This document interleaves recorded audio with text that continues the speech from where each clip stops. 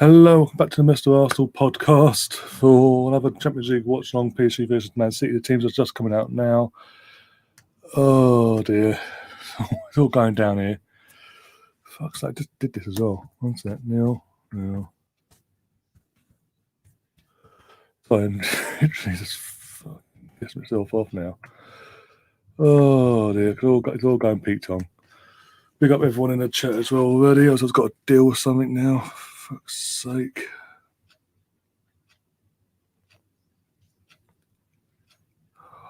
God, give me strength.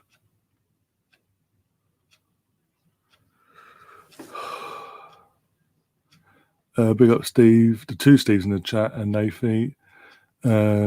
Steve FC's going for a 1-1 draw. I think PSG will win this 2-0. That's a 2-1, sorry.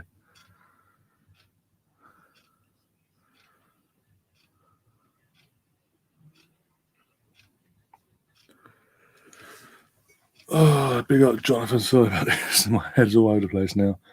Players have just taken the knee in the pitch when Mbappe and Neymar are both starting as well. Oh, dear.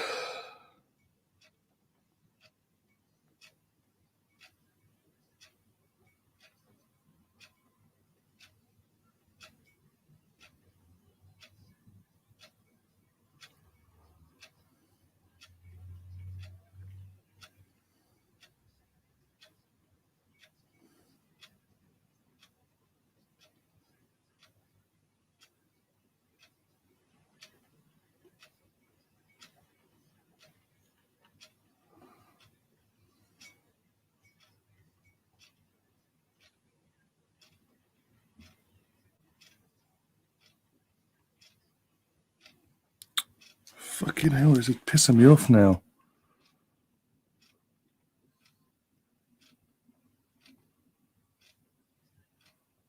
Pissing me off.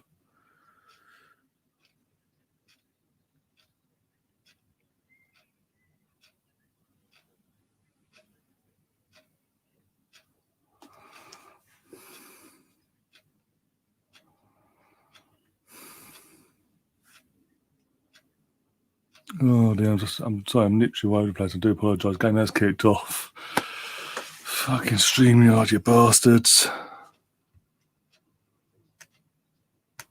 I wonder. Oh, now you let me know. I bet you do. Oh, you have to bear with me. I'm fucking all over the place now. Oh my god.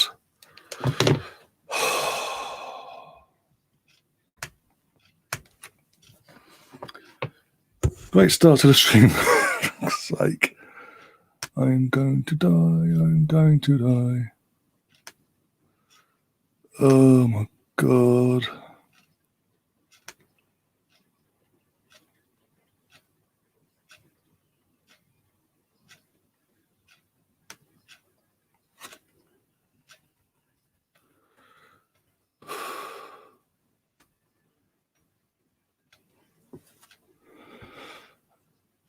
Oh, god.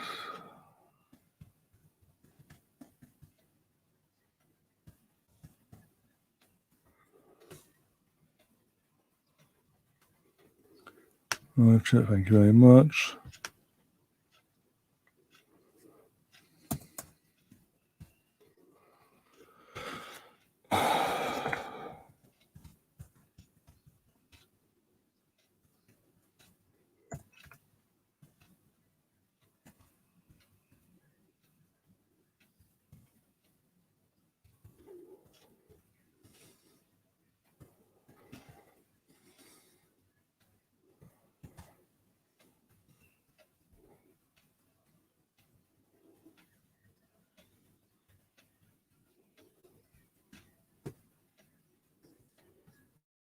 Seriously. Sake.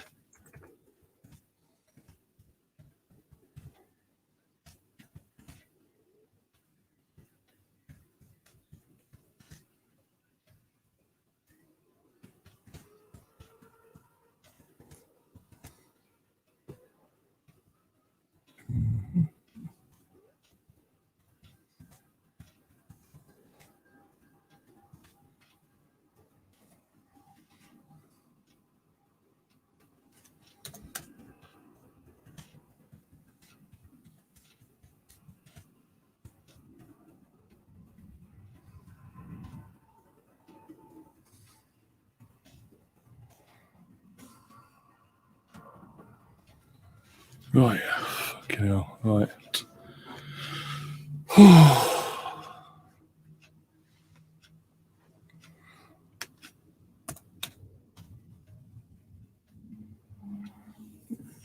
King StreamYard, why are you doing this to me, you dickheads? Give me strength. Head and brick wall come to mind. Big up Gary and Stephen again in the chat. Oh my days. Hope you're all keeping well. Do spread the word.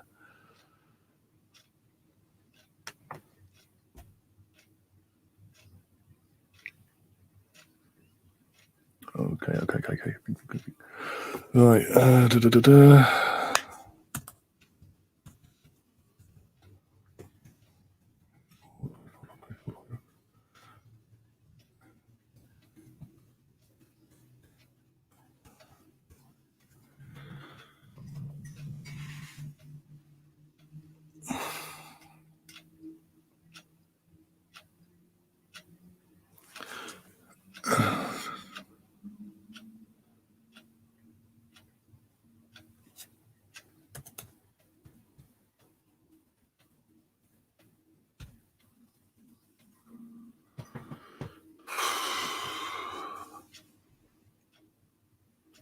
Do a bit. I'm just dealing with something with StreamYard. I do apologise for having been quiet for the first 6-7 minutes of this. I do apologise. I'm watching the game, dealing with fucking StreamYard because they're trying to do me over and something, so I'm having to deal with that and host a stream. And watch on at the same time. Hey, only on the Mr. Arsenal podcast can it happen. Oh my god, I want to cry. Oh my days. If you are new to the channel, you just come across it. That's the reason why. I'm a lot more chattier than this usually. But yeah, with all this I'm doing, again, the game's caught my eyes, and what I'm seeing, I say pretty 50-50. Nothing major so far. 6 minutes in. Oh, you know. But yeah, right. But yeah, looking at the teams and being PSG at home, I do think PSG will win. I think they'll go through overall after the 2 legs. But I do think on the night they'll win 2-1 tonight. Man City fans will have that hope for the away goal, and in the second leg they'll get torn apart.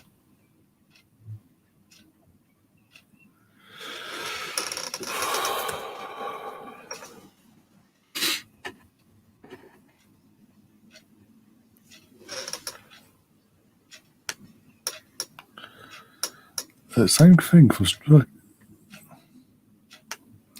Brennan would do as an Arsenal. Aren't you playing in the position? Yeah, that's tomorrow, Brendan. Tomorrow evening, 8:00. But these last night and tonight are the warm-ups. Are the pre-game warm-up for the big event tomorrow. So don't worry, it's still an Arsenal channel, but I do these to warm everyone up, get everyone ready. Oh dear. But yeah, Twitch. I got that same message last night. It's clearly a fucking bot.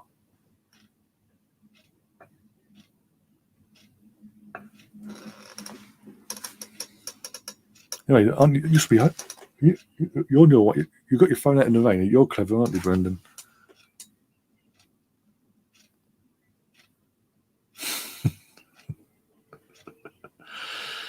Oh, I'm not even going to justify that with a response, Brendan. I'm not even justifying that with a response. Oh my days.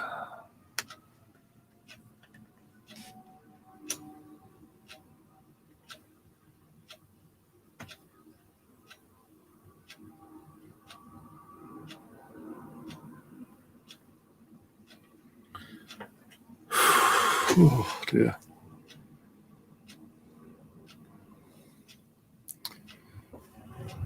Well, anyway, Brendan, what bets have you decided to do tonight then? I think it's the game's on, but still. Apart from obviously, yes. Most of the games were last night. Oh dear.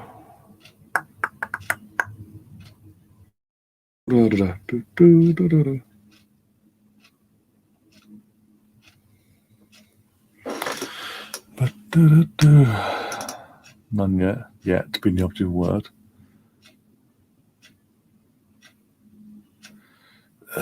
Steve in the chat is also saying City are trying to go over the top to get him beyond PSG's defence.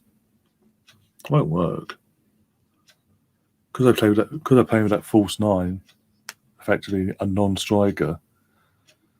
That won't work.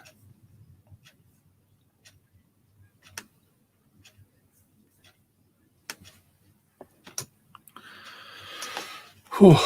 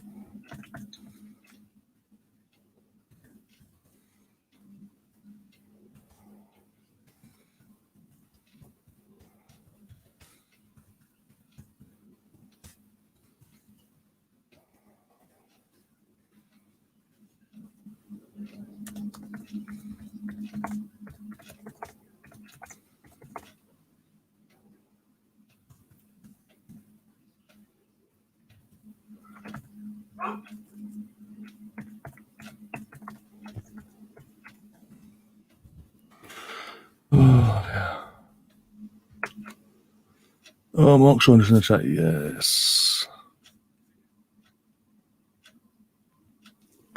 Bloody hell, what's that? I hope you're keeping well, Mark. And getting ready for the. Oh, so you've got two big games on there on the weekend. Obviously, Arsenal, Newcastle, and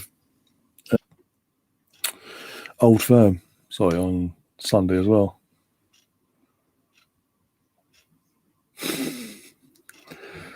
I don't know why I'm so but literally I'm on top of the fucking camp, on top of the thing, typing away back and forth without some other idiot. Another set up. Finally a day off there. Oh dear.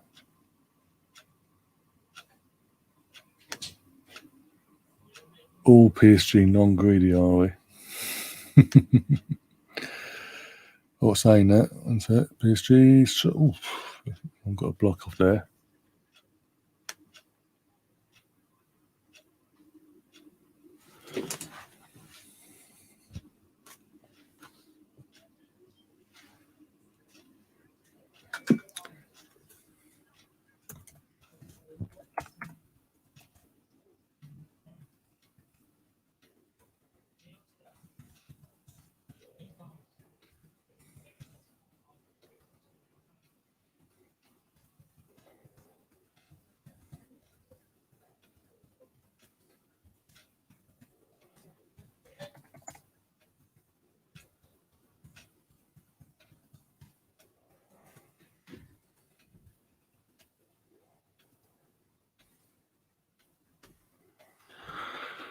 Old Firm, Old Firm's literally. I'm trying to think now. Time kick off. I think that's the first game of the day in terms of out of the two. Arsenal and Rangers, respectively. That's at 12 o'clock kick off, and then we kick off at 2. I think it is.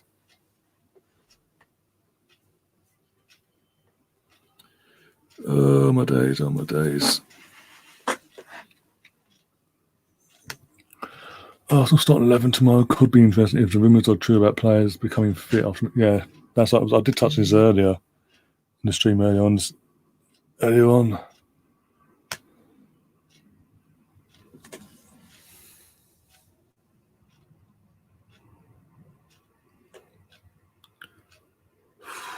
Oh, my chest. I'm not going to go into it, but yeah, Stream are trying to have me over. I'm not having it, so I'm now currently getting it rectified. So I'm literally back between two different tabs, basically back and forth. And Warren, I did see a comment. I'll send you a link if you want to come on. I'll send you a link in about 2-3 minutes, hopefully. Oh dear. You can.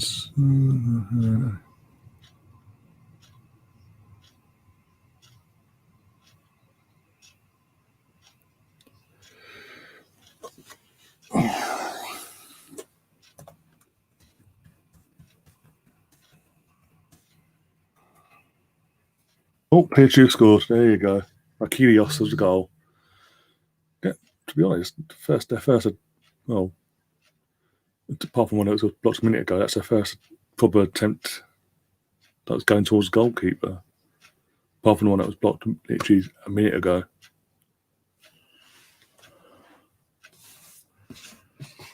Right.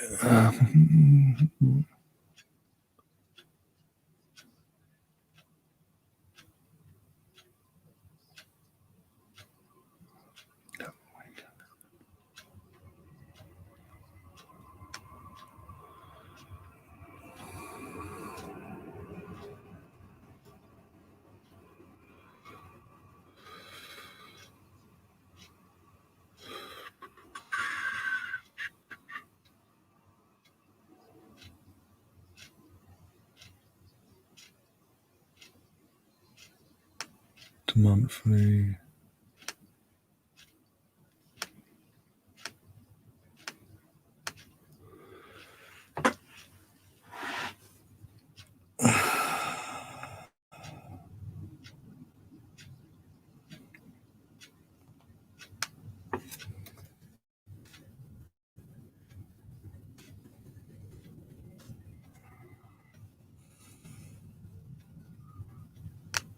Bloody thing.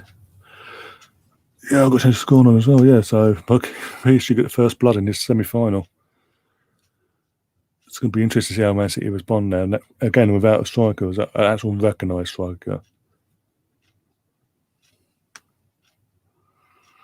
And the thing is, Man City, they've gone for this non-striker. It's worked this season, but it's going to be its teeth. Don't get me wrong, but it won't work going forward next season, and he'll get criticised if he doesn't buy a striker next season.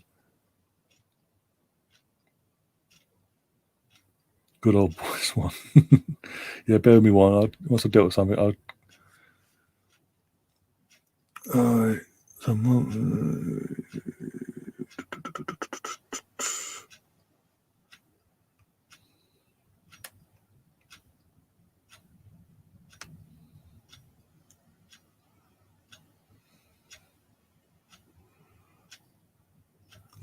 Right.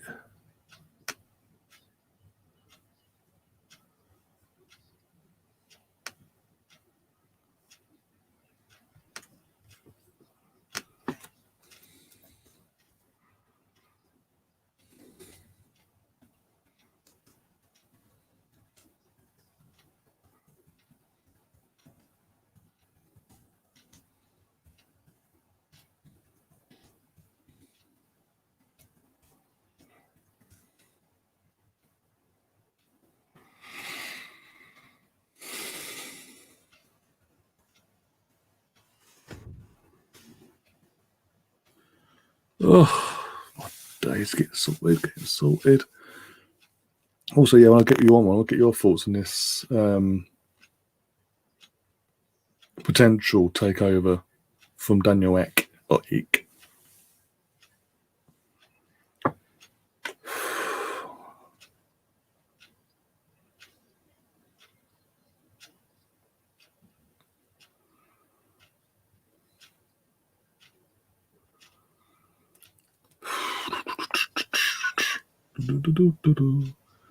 Miles being fed by Neymar. Okay. It's a defensive half, so I don't bother them really.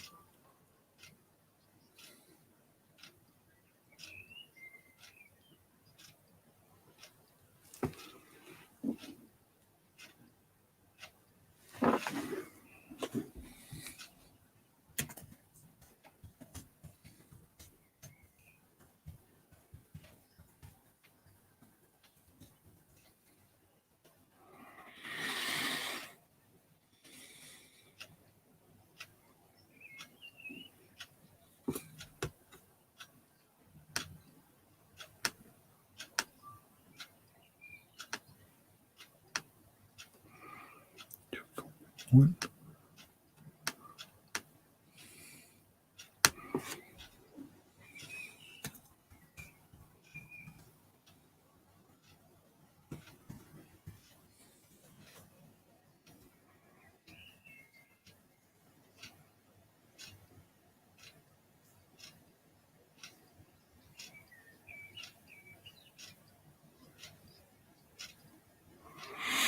Oh dear, I do apologise for the start to the stream. It's been mad. Fucking stream mode, you dickheads. Right. Do.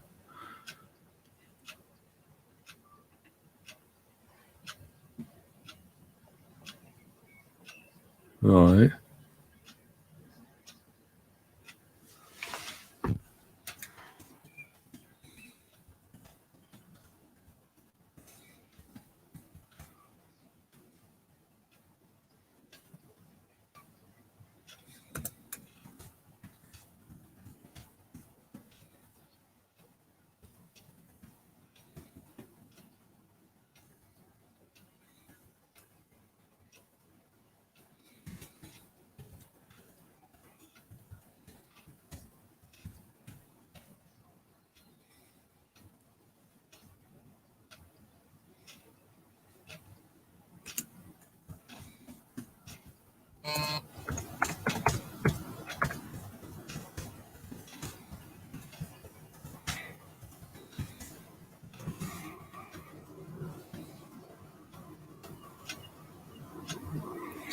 Right, let's get this link over to one anyway. While I'm finishing off things at this end.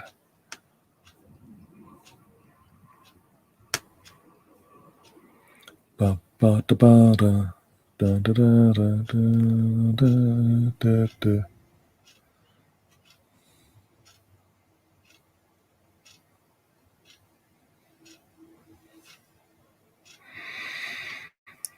Oh dear. Breathe.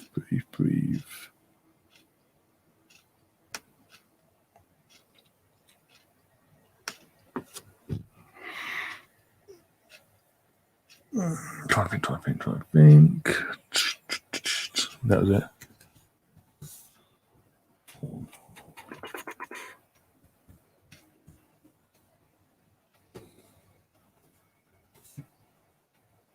Next. And then we go, let me paste, send, cool. And then we go find this slot. Right.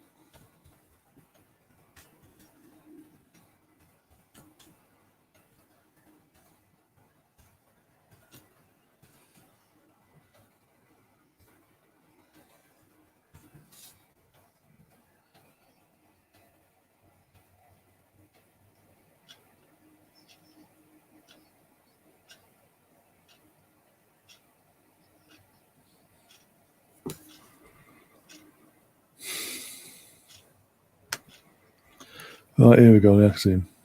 There we go. Right one. Yeah, how you doing, buddy? Oh, don't. Fucking hell. Literally between three different tabs at the moment, going back and forth. Whilst watching the game. Oh, my head is hurting now. But how have you been anyway? I've been busy as hell, mate. All I can say is reffing a fair bit, and there's been a fair bit going on. Had a red card on Saturday, and was it a red or was it a clearance? I was an absolute red. Yeah, I give that red every day of the week, mate. So he didn't clear the ball and, on a follow through, make collision with the defender. Then No. Let's put it this way. Somebody who didn't know the laws of the game, who was a manager and a captain of a side, didn't know the laws of the game. So you don't have to blow the whistle for a goal kick restart. Balls come out. Don't have to. Yes, you do. I blew the whistle, but you were busy arguing with somebody else. No, you didn't. Said, I don't have to blow the whistle anyway. That's the last time I'm explaining to you. Right. Pack it in, son, or you're going off for 10 minutes. There you go. Get off. Sin bin, 10 minutes. As he's walking off the pitch, you're a fucking liar. There you go. There's your red. Oh dear. You got all that, and you're an Arsenal fan as well. So you've had all that crap to deal with as well in the last week or so. Oh, mate, do you know what? For the best part of a few weeks, or for the best part of a few days, I should say, I was sort of like, if it sounds too good to be true, it normally is my sort of credo. And the idea that, you know, he was going to come in and buy the club and this and the other, I was sort of like, yeah, okay. And he's got all these people on board. And it's like, okay, there might be something to it, but we'll wait and, you know, wait for him to come out and really nail his colours to the mast. Now he appears to have done so. Today. Yeah, I did a live stream earlier, like reacting not long after it. But yeah, because I wanted to watch it live because you can tell by body language and how they want to put themselves across. He looked so definite that I think that's a live thing. I think the only thing we can do as fans, because at the end of the day, something's got to change here, hasn't it? Something has to change. And okay, sometimes you go better the devil you wish for. Well, the devil we've got at the moment, you know, better than anything else. Isn't worth having. It's not worth having, mate. At the end of the day, if you know, we might get a red hot manager in there. Okay, we might get the three lads. You know, they're all legends. That's a little bit of a worry for me, because if they're going to come back and do roles at the club, that's fine. I don't think I want any of them as a manager. Or I don't mind them being around in charge of recruitment. No, I think from what I can make out, they'll get, because they're part of the consortium or whatever's been put together. You get places on the board. When this happens, basically when this happens, you'll give them a percentage of shares into the club and all that. And there's no inkling that they'll be, because if that's the case, you're calling, because but Dennis Bergkamp, he doesn't want to be a head coach or anything. He just wants to be a coach. That's what he's always said, right? But the other two have been head coaches and managers. So you then, if that was the case, you've got to pick one of the two, and the other one's got to be happy being a second fiddle. Yeah, that's never going to happen. So surely that discussion would have been had. Well, Man City all over the place defensively, by the way. You know, unless Henry and Vieira are sort of going to do a Clough Taylor type thing. But to be honest with you, if Bergkamp wants to come back as a coach, more than happy to have him coach like you would do at Ajax. You know, I'm sure he's got tons of that experience that he could pass on to the young kids. And, you know, if we have brilliant young players coming through our youth system, more power to it. I think the major problem is going to be to get Kroenke to sell.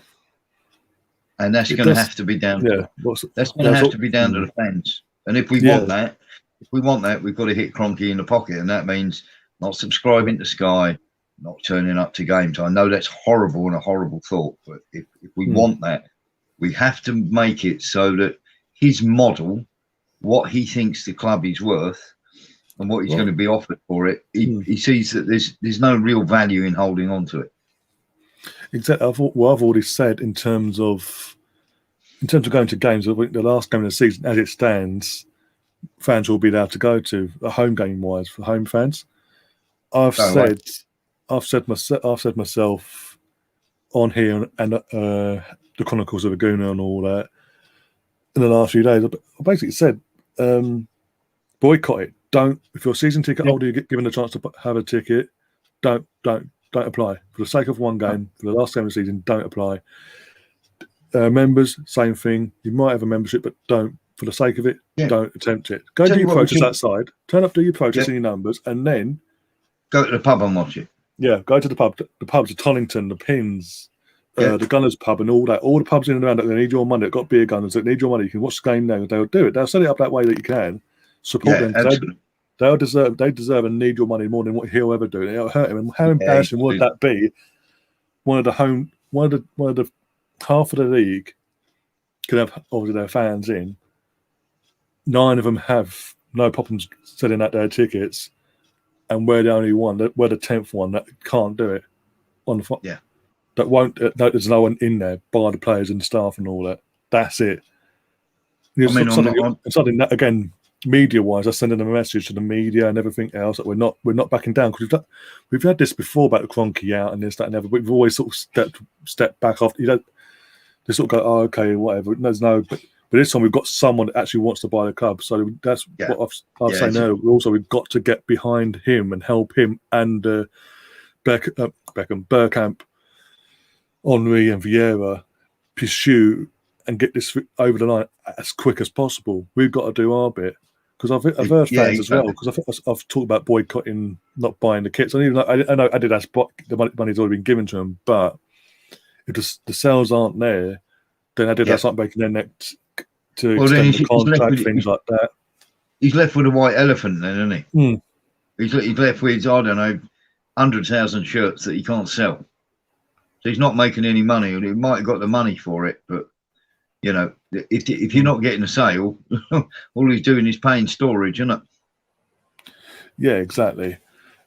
I mean, also you've got to take in, I think, what's the timing as well. I mean, I know they've used it, and there's obviously a poor excuse for them, but the pandemic and what's happened and the money they've lost already due to this pandemic, sorry.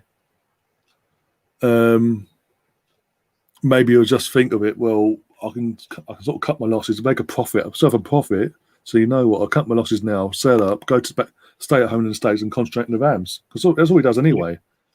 Well, I hope he does. I hope he does, to be honest, because to be honest, if you're a true Arsenal fan, you know, and you've got any common sense, you know this Arteta nonsense isn't going anywhere. It's a flagship, you know. And then what you've got to say is, have a look at Kroenke and say to yourself, okay, so Emile Smith Rowe is probably now worth about 20 to 25 million, roughly. Yeah. What if he kicks on and becomes a real absolute dynamite player? Even you know, just keeps improving year on year. Kroenke will sell him straight away. If he becomes worth 50 million, do you think Kroenke will keep hold of him?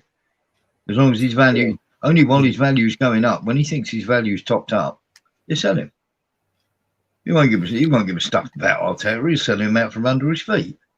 Oh, exactly. I mean, that's, and also this thing of yesterday when him and Joss put that PR bollocks out via James Ollie or whatever his name is, saying, "Oh, we have no intention of selling the club and all that."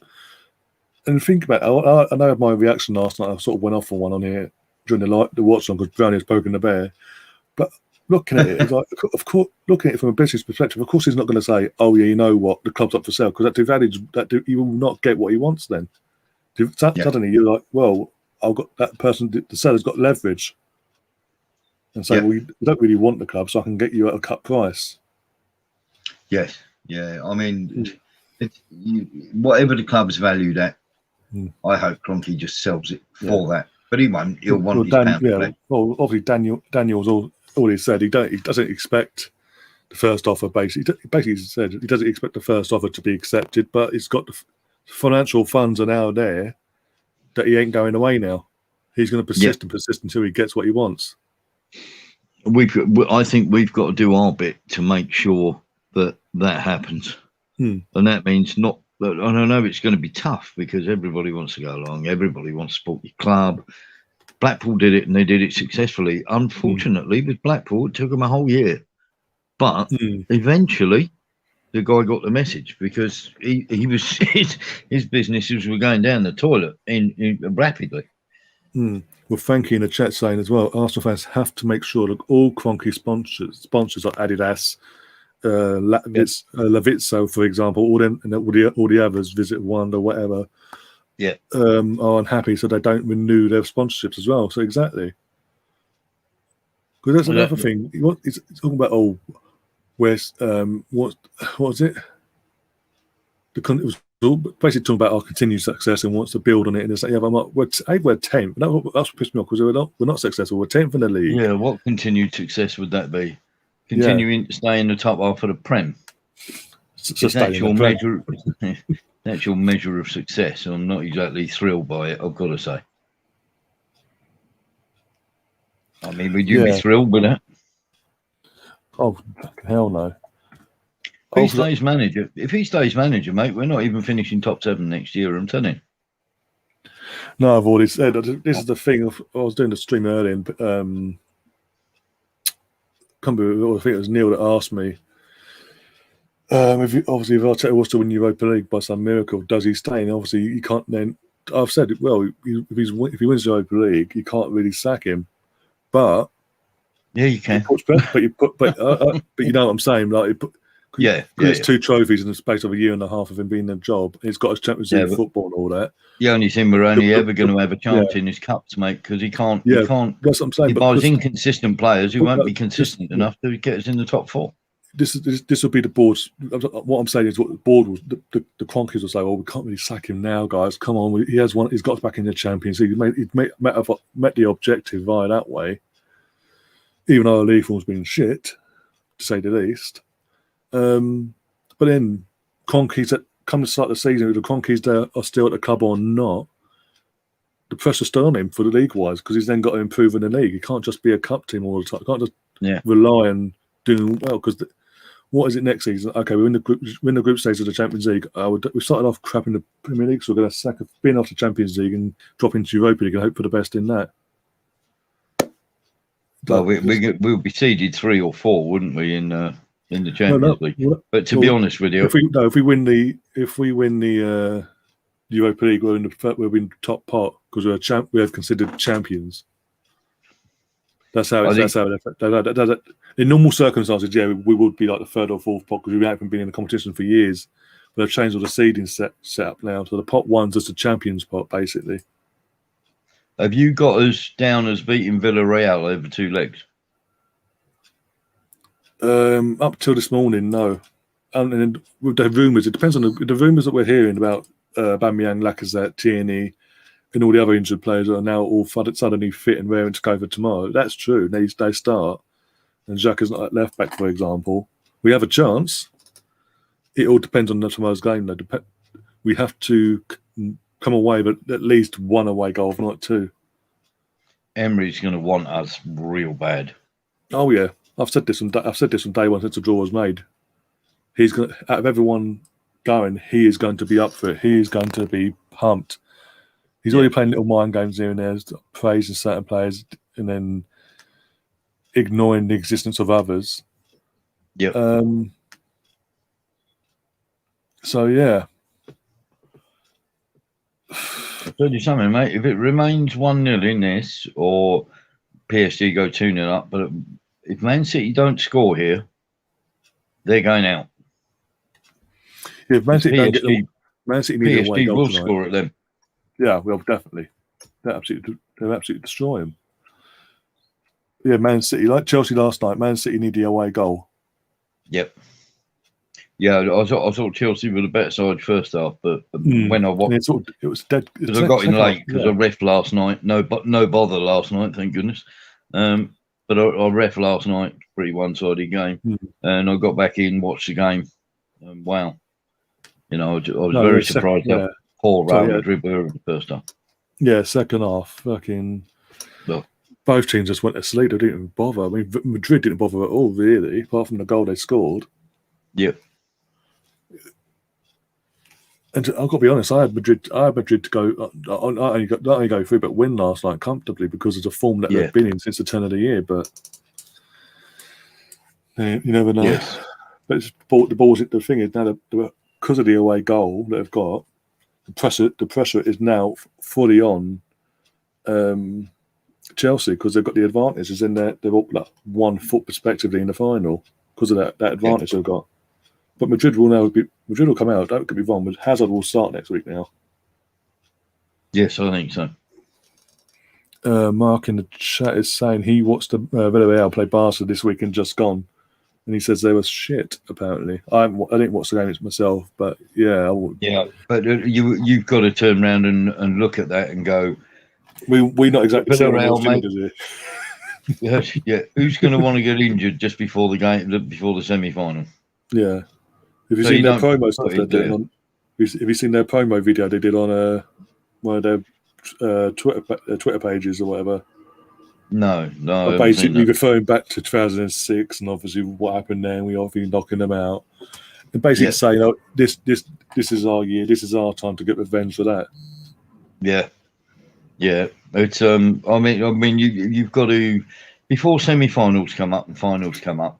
When you look at league form, it doesn't mean a damn thing because players want to play in those semis. They want to play in those finals. League form tends to be very, very patchy because people just don't put their foot in. You know, and if you're not making tackles, you ain't going to win too many games, are you? No. So I always take a sort of league form as an indicator for when you're playing in the semi-finals and the final with a pinch of salt, because you know you're just not going to leave your foot in. Who wants to get injured before the final? Oh, exactly. Yeah, exactly. That's no matter what sort of final it is, it's like a once in a lifetime opportunity because it's a final. Because obviously there's no guarantee you're coming back to defend that trophy or whatever, or being another final with that respective club or whatever. No, I mean, when I used to play, if I was in a semi-final or a final, you know, I've got to say, not bottle it, but you just take a little bit off. You know what I mean? And then, of course, suddenly you're playing in the final and you're full throttle for that. Yeah, exactly. I mean, Foden had a chance there. Easy save in the end, though, for Navas. But, yeah, had a chance there, wide open. But I was going to say now. But yeah, I've actually seen in the years gone by when certain teams get to a final of a, say for example, the FA Cup, like Aston Villa, and we got Leicester this year, and Watford got to the final a couple of years back. As soon as they got to the final, the players themselves, you could tell they had that one eye in the final. They didn't want to get into it. They didn't want to risk getting suspended, and they weren't sort of putting it all into it. Yeah. So the form of the team dropped, but if it come to the final, it was just like, okay, cool, boom. Because they weren't Greeny in the chat's like absolutely right. Over 2 legs, we probably have got the better squad. But to be honest, you know, my worry is that it is over 2 legs, and we've got players who can be woefully inconsistent and can quite easily put one moment of madness. And you're out of the competition, and let's face it, we've got 3 or 4 players that if they play, you know, every chance of having a moment of madness, haven't they? Exactly. Especially we've got Newcastle in between it all as well. And they'll be up for it, Newcastle, because they're almost safe now. Well, they effectively just need a point, don't they? Can Willett play against us? Can't, no, because he's a lone player. Off of that, he's playing really well. Yeah, exactly. That's what I'm saying. That's the one positive we can sort of take out of it. That he can't save him this time. Yeah, super sub, isn't he? Oh my days! Well, literally, I was thinking, when he scored the other day against Liverpool, I was saying to a few Newcastle fans on Twitter that I know, wouldn't it just be that literally Joe Willock's goals? It does look like Joe Willock's goals that he scored from since he's gone there are going to be the goals that keep him up. Keep him up, yeah. Did a clever bit of business, really. Oh dear. But the thing is, obviously, with him doing well, first team football though, is he going to want to go there? Well, exactly. That's what I'm saying. Come to summer when he's obviously come back to Arsenal, what's the plan? If he's done well, in his last few months and got some first team football under his belt, whatever. Going to be banging on the boss's door, going, yeah, or will, like you said earlier, if Stan Kroenke's still at the club by then, which is a little there's a chance that this may still be going on with him and Daniel Ek. Yeah. As a final sort of FU to the club and all that, sell Willock from under his nose. Yeah, yeah, he could do. I mean, when they talk about, when they did that ridiculous PR thing where they went, oh, we're going to be doing this and we're going to be doing that and we're ready to invest big money and we've got big plans and this, that and the other. Fuck off. What you did was you let Liverpool get a quality centre-back for 35 million. That's what you did. I've watched Konate quite a bit and he's got real potential. I don't know whether he'll train on, but the potential for Konate to be one of the top defenders in Europe is right there. And we, why aren't we in the mention, at least in there having a look, competing with these teams for 21-year-old centre backs as strong as an ox. Oh. That's Stan Kroenke's Arsenal for you, though. If it was done again, we're assuming this from what we've seen now and heard today. But would it be? It could be possibly different. We could be if it was under Daniel Ek as we speak. Maybe it'd be different. Maybe the deal would have been done by now. Because this is a thing. It's not just a matter of buying any player and this, that, and the other. When Daniel does get this takeover dealt with, whenever it does happen, there's a whole lot of mess he's got to clear out from Stan. The recruitment side of things, all the recruitment team have a complete clear out and get new people in. There's 4 brilliant young centre backs out there, Ryan. There's 4 brilliant young centre backs out there. You've got Zagadou, you've got Konate, you've got Upamecano, and Dicker, and those 4 strong, pretty quick, very difficult to knock off the ball. That's half time, by the way. One of them. Come on. I'm not saying go mad and go out and get all 3 of them or 4 of them or whatever. Be in the hunt at least. Yeah, exactly. We're not going to do that. That's what I'm saying. We're not asking for much. We're not saying go break the bank for Haaland or Mbappe and all that. We just want these signings to be recruited properly and not just because they're a name anyway. Yep. And build a proper team that can compete. I mean, look at our spine, mate. Look at our spine. We've got Leno, Luiz, Xhaka, and Aubameyang up top. Come on. Oh dear. And also, it's a mentality thing as well, because obviously, I was saying this last night. I talked about us losing Roman Abramovich, for example, in the sense of his mentality. From the day one, he's coming in. His thing was he wanted to win the league and then the Champions League.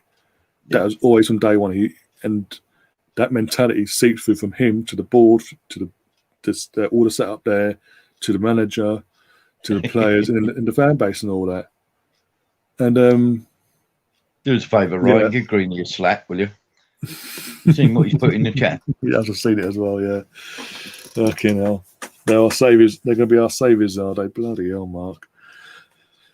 But basically, and when you look at Stan Kroenke, he's never really invested in the club, let alone the squad itself. Let's be honest. Any money that's come in, it's basically from sales of players, this, that, and the other. That's why he was so shit hot when it comes to Sanchez. What to get him out the door for 50 mil when it comes to Man City in the end and things like that. Yeah. And sending Van Persie for cut price, but in my opinion, for 25 mil to rivals and things like that. For that money was there's a mentality thing. There's a mediocrity of acceptance that we're not really going to. We're going to tell the paupers that we want to compete for a title, but realistically, we're not. And the thing is, there's another thing. He talks about this. He puts this PR crap out now about we want to be competitive, we want to be winning the big titles, but you've never done anything to convince us. And also, you famously come out in a newspaper here in England and said, I didn't buy shares in Arsenal to win trophies. Still Something doing that Brazil, mentality's doesn't it? changed. But it all seeps from the top. If we can get him out, and if Daniel does have a mentality of he wants to win he wants to be not just competing, but wants to win the Premier League title, wants to win the Champions League, that will then seep through the entire club, from him to the board, whoever that may be, to whoever fills Vinay's role, because he'll be gone, to Edu, to the manager, to his staff, to his playing staff, and then that it then seeps into the fan base as well, especially the younger generation that have known nothing more than what we're seeing. For the older generation of my age and older, we know nothing more than we know the winning, the glory days. We've witnessed it ourselves firsthand. So that's why we have our mentality has never really dropped. We've always had that mentality of, no, this ain't good enough. We want to be competing. Why can't we compete? It's the old saying: if you settle for mediocrity, then you prepare. Or the old there's another thing, isn't there? When you turn around and they go, if you fail to prepare, you prepare to fail. And let's face it, he doesn't want. If he's saying he doesn't want to win trophies, he will win a trophy. He'll win a trophy for the biggest thinker out there. You know what I mean? It's you don't want those people. You don't want to be hearing that from people when you're wanting to be one of the top clubs in not only in the country, but one of the top clubs in the world. You want to be mentioned in the top 10, don't you? Of any bunch of teams. So you get your Barcelona, your Real Madrid, you've got your Man City, your PSG. You want to be in that conversation of 10 teams if you've got any ambitions. Yeah, exactly. Nathan in the chat is a Man United fan, says we want the Glazers out, we want Conky out, we want the oil money out, we want the Russian mafia out. Good luck getting the mafia out, by the way. That's all I'm saying. Even though I can't even say allegedly because it's proven that it is Russian mafia money. But anyway, he also goes on to say Arsenal will finish 10th or 11th this year. The next year could be relegation as big players will go. Don't. Oh, Nathan, wind up, merchant. You're worse than Brownie. Oh dear. Mark Darby says we have a bucket load of centre backs. We have fucking shitloads of centre backs, even the ones that are coming back. Yeah. We've got a list for as long as our arm. So we would need to move a couple on. First, Kanote is a baller. No, it's a shame we've missed that boat on that one. Well, yeah, and even what was it? Abamakano's going to Bayern Munich as well, along with Nagelsmann. So we've missed that. We've missed the two boats there. Yeah, there's still Ndika and Zagadou left, but This is we've missed out because of the mentality of our current owner. We're not even mentioned in the conversations, though, buddy. We're not even mentioned in the conversation. No, this is the thing, and you can argue from what we're hearing about Daniel and what we're now hearing from him personally now today. That would be completely different. That he won't, because it's his money. At the end of the day, it's his money on the line. It's his livelihood on the line, really. Because he doesn't want to be honest, make a loss. He wants to make a profit. If it was my money and I had all those billions and billions and billions, I'd really want to go and get a second-rate centre-back from FC Zurich. You know what I mean? I think that's a great idea. Oh, dear. This is another thing that annoys me about Stan Kroenke. He's meant to be a smart businessman, but he's never invested, not just in us, in all his franchises. So he wants to make a profit. He wants to make money out of the clubs, respectively, or franchises or whatever. But we're not what successful. Profit are you making on Willian or David Luiz? Yeah, exactly. Fucking retirement. And you're paying them what? Between the two of them, you're giving them 51 million for the next couple of years. We've become West Ham FC in that sense, retirement home FC. But yeah, I mean, even I know I'm not a million billionaire. That literally, if you have a business and it's successful, the stock of your share goes up. The worth of your business goes up tenfold. So people are estimating that our club is worth $2 billion. Yeah, if we were successful and winning the couple of league titles every couple of years or whatever, and competing in the Champions League, and we'll be fucking worth 12 plus if you're lucky. Yeah. Going by that standard, basically, because you look at Man City, what their worth was as a club when this consortium came in at Man City, and what they're worth now. Yep. It's all down to the success. It's not. And I've always said this. It's always, he never wants to invest, but then he's not a smart businessman. People give him this. He's just business. We can't be that fucking clever. He's not. He deals in mediocrity and TV sales. He's smart at money. That's it. And, he's smart at your MSL type stuff. Yeah, and Nathan goes on to say City will never be a big club through money being success. bit untwisted. Oh dear. They will always be known as the average club oil baron team. And that's the thing for our generation that knows that the next generation and following onwards, they won't know what we know about Man City because they won't do their history checks. No, 50 years, nobody will turn around and go, "Oh, Man City oil barons." And also, good luck with that one, Nathan. Getting the Glazers out there going nowhere. I've seen a lot of Chelsea fans getting stick because they've all backed down on Roman Abramovich in the last week or so since he's sort of pulled the club out of this ESL crap.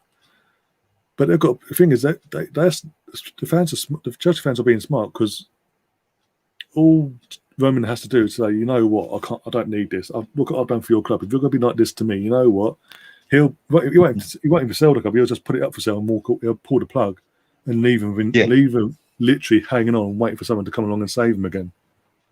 There's no guarantee that happened now. That's true. Oh dear. I can't see where. I mean, the big owners, if they're American, they're going back to this Super League. Make no mistake about it.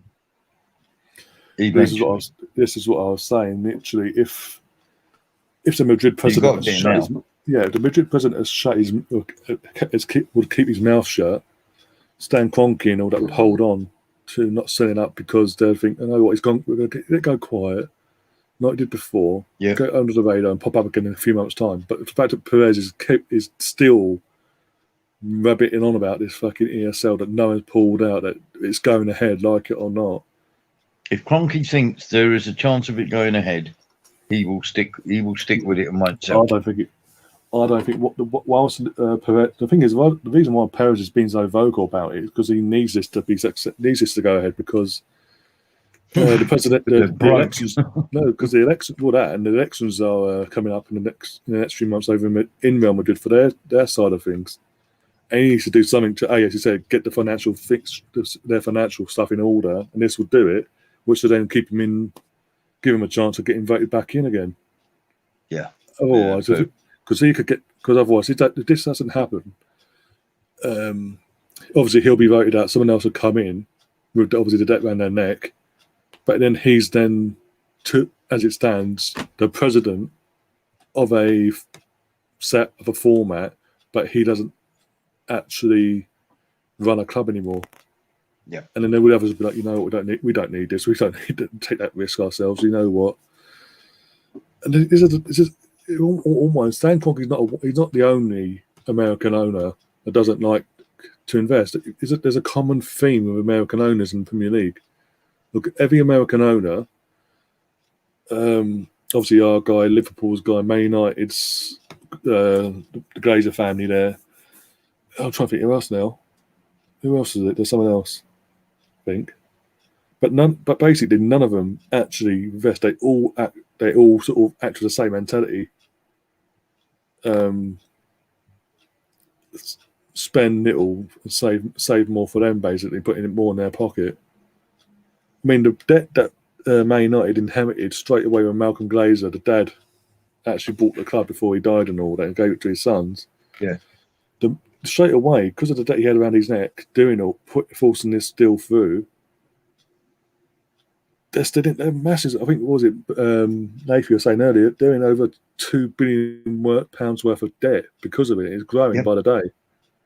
Yeah, of course it is, because they're now the repayments are so much. Yeah, and then you're asking a potential buyer to come in and cover that basically in their bid to buy the club. Unless it's a country-run consortium like you got at Man City. Yeah, I don't see it happening. Cheddar's is right in the chat. You know, the Americans do operate as a business. I mean, I thought Man City would always be the first club out of the Super League for the simple fact of all the work they've done around the area. You know, as in project, as in building the area up as well. And who wants that legacy to be spoilt by the fans turning on you? But, you know, you have to be careful what you wish for sometimes when you get big money, big money. Mm. You know. Yeah, exactly. I mean, he also goes on to say as well before that, he said Arsenal milked that paying off the stadium excuse for too long. Yeah, of course they did. Yeah. Are we really that surprised by that in that sense? They're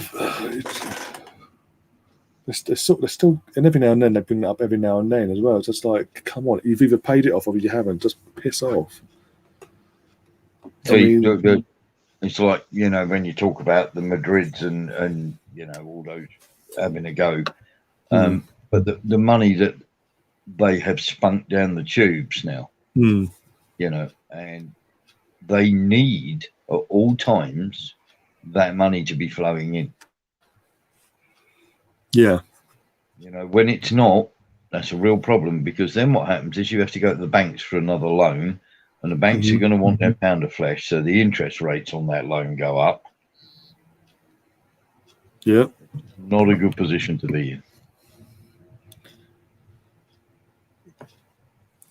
No, of course not. Oh dear. Players are up for the second half, by the way. You know, Man City have had chances, but not clear cut. Apart from Foden's one chance, but even then that was straight to the goalkeeper. Very, very comfortable for PSG. Let's have a look. Colonel saying in the chat, if Stan was smart, he'd sell us for 2.5 billion. Yeah. Then buy Newcastle for 300 million. I don't wish that on anyone, to be honest. Yeah, because I'm not being funny.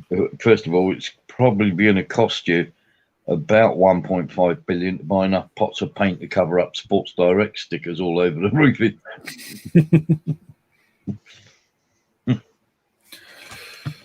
No, exactly. See, there's a club that let a millionaire businessman in. You know, you've got to have you've got to have a love of football, haven't you? Yeah, exactly. And this is what this Daniel Ek is sort of trying to say, that no, I'm not just a football fan. I'm an actual Arsenal fan. It goes back to George Graham days when he had Andrews and Empire and all that. Andrews and Empire was his idol and all that as a footballer, and he was playing for Arsenal at the time. And that's how he became connected to the club, and it's grown from there. And he said today, I love the club, the history, everything it stood for, the players, past and present, this, that, and the other. He's saying everything a fan would do. But there's certain fans out there going, oh, but he didn't really. He's saying it, but did he really mean it? Is he just saying it for publicity? Well, you don't know, do you? You don't. No. You don't know. Time, he's on a CNBC, a channel basically based around the marketing side of things. On Bloomberg, yeah. Yes, on the stock market. It basically initially was coming on there for the Spotify side of things, because he's a co-owner. He was, yeah, and then they asked him. They obviously asked him the question because it's a big news thing, and he was honest. What else? What do you want him to do? Have the Arsenal shirt, an Arsenal baseball cap, Arsenal in the background, fucking going, "Come on, you Gunners," and showing it sort of, and basically, and at the same time, showing his hand to Stan Kroenke. What do you want? He's got to place his cards close to his chest. basically what he did today, what he did with that interview on Blomberg, that channel on the Blomberg. Yeah. Basically what he did there was, right, what's price? So give me your best price. Yeah. Give me a number. Oh, whatever you give me, I'll get the funds for it, basically. Yeah. You give me something like a fair price. Let's come to a fair understanding. Fair range, yeah. What happened? Because you also got to remember that I keep saying if, go to say if, but it's a matter of when, really. When this deal does go ahead at some point, Stan has to take Arsenal out of any sort of stuff he's got Arsenal as collateral on for like the yellow vans and all that. Their stadium. He's got to take our name off the thing because he doesn't own us anymore by then. So he's got to do that. He's also with the money that he's going to have come over from Daniel. He's then got to use that money to clear whatever debts he's got around Arsenal's neck. Yep, I think he will not. I don't think he'll sell for any less than $3 billion. I'll say between 2.6 2.5. Yeah. Yeah, I think he'll hold out for 3. You know what? But you know what money men are like. When it comes to deals, they'll rip your throat out and then then they'll take your eyes as well. Yeah, Cheddar's in the chat saying as well, Mike Ashley to Stan Kroenke would be a kick in the balls, just a tad. That would be, wouldn't it? Yeah, Newcastle. Could you imagine that? Trust me, if Stan Kroenke took over at Newcastle fans after a day will be begging for Mark Ashley to come back. He's that bad. It'd be the Emirates Direct Stadium. Oh dear. It will just be our luck to swap our owner with Mark Ashley. Oh, don't give that idea out there. Bloody hell. You know what? Emirates Direct. But the trouble is, it wouldn't know, would it? It'd be bucket seat flights at cheap cost. The Sports Direct Bowl instead of arena. It's the Sports Direct Bowl. Oh dear. I still can't believe he did that at Newcastle in one sense, because it was just like it was voted against. He still went ahead of it. What a dick. Yeah. Mark saying as well. Let's be honest. Manor. Yeah. Let's be honest. The reason why Real Madrid, Barca, and Juve haven't pulled out of the ESL is because they can't afford to. Yeah, absolutely. Exactly. They're all in debt. They're massive debts. And then people are going, they'll go to the banks. They're in debt to the banks. That's the reason they're in debt. Because exactly that. And if they go to the banks for another loan, they'll be even deeper in debt. Yeah, they've got to pay it off at some point, and the banks are calling in their debts basically as we speak. That's why they're in the debt they are in. Yeah, because of all the interest and all that. And yeah, if you go back to the bank and go, give us another loan, give us a bit longer. They'll go, okay, and add more interest, and they'll be even more in debt. Banks don't have a gun, but they are like good fellas, you know. It's F you, pay me. Yeah. Oh dear. Oh, Cancelo's down.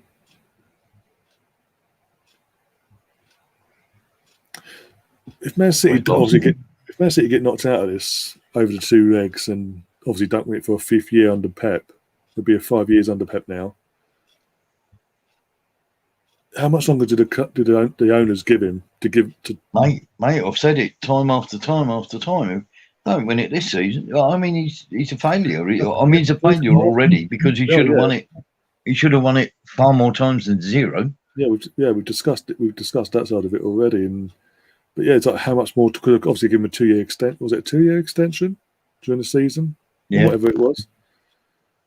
Or are they really going to see it them 2 years, knowing that after 5 years, they're nowhere near close to winning the Champions League still. They're still way off. And all the money and if you look at it, they've actually invested a lot more money than PSG have in their squad. Oh God, have they ever? 805 million. Exactly.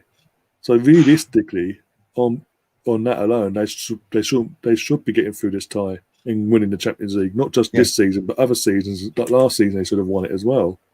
I'm sorry, mate. If you give me 805 million, I'll win the Champions League. Honestly. I mean, all you've got to do is go out and give a couple of proper speeches, get some proper coaches in. You don't need to do the dirty work. You just go, yeah. You know, you get a couple of real knowledgeable people in around you. You don't even have to be that good as a manager. You just go out there, come on, lads, do what you've been told to do, and all the rest of it. Come on, telly, say all the right words, and away you go. Well, even in the latter years of Alex Ferguson, when he was at Man United, he got to what 3 finals in 5 years, and won one of them. Yeah, and again, nowhere near what this idiot's spending. I don't know how people can hail him as a, you know, they had a horrible, moronic thing on Sky Sports not so long back. Sounds about right. The greatest manager, you know, Better of than all time. Wenger and all that. Yeah, I know. Absolutely moronic piece of work that was. Oh, no, it's just kissing their ass because they're the darlings of fucking Premier League all of a sudden. He's not a darling, though, is he? Him and Arteta just have a. I mean, for me, it's Jumpergate. You know what I mean? Oh, what I'm wearing the latest Armani crushed velvet nipple hugger. You know what I mean? It's absolute. They're not managers. They're Preston's fucking gurus. Unbelievable. Oh dear. You know, you spend 805 million, you don't win the Champions League. You are a monumental failure. Yeah, he's again that's tag that's around his neck at the moment of only winning the Champions League with Barca, aka with Messi. When Messi was at his best. He's never won it since. He never won it by Munich. He's now not winning it at Man City as it stands. He's been there 5 years now. Look who's in the chat going, you guys make it sound so easy to fix. Yeah, Gary, if you've got 805 million, mate, you can fix a lot of things. Oh dear. Cheddar's the same side. Pep gets praise for getting close. No other manager gets that praise, exactly. Wenger got close twice, let's be honest. 2006, the final got close. Did he get the praise he deserved? No. Was it 2008, the 07-08 season? I think no 08-09 season, sorry. When we got to the 20-year anniversary of the Anfield '89. We got to the Champions League semi-final and got knocked out by United, the holders and all that. Did we get praise for that? Hell no, we got slaughtered. I mean, obviously, Almunia in goal, 40 yards out, getting done at home, 40 yards out with a Ronaldo toe poke, basically. Didn't help things, but still.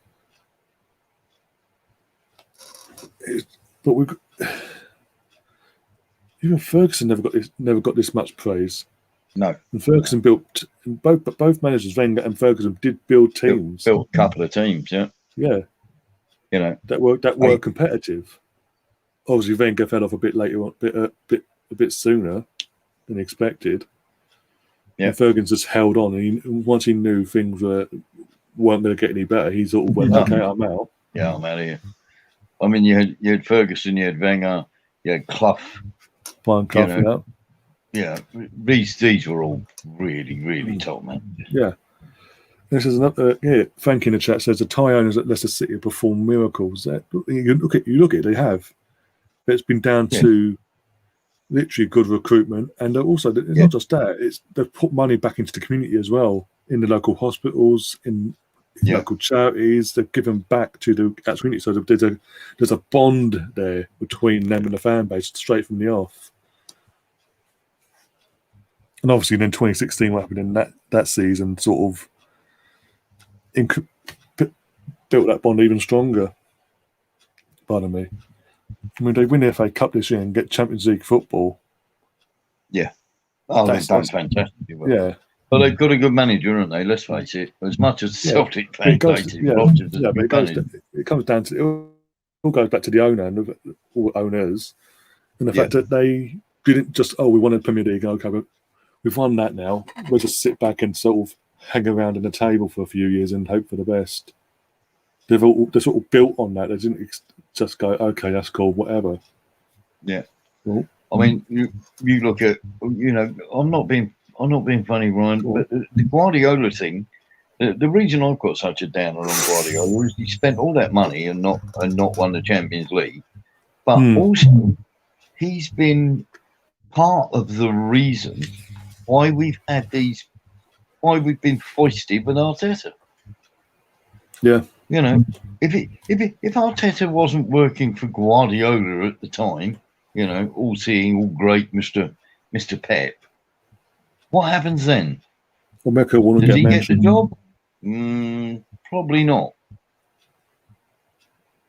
If he hasn't been working with Guardiola, the chances of Arteta getting it just off the bat, pretty slim. Thank you. Yes. You put up a band-aid here. Band-aid. You're trying to rub some salt in that wound before you put that band-aid back on, are you? Yeah, just a few. Yeah, we had a few dodgy decisions in that Champions League final itself.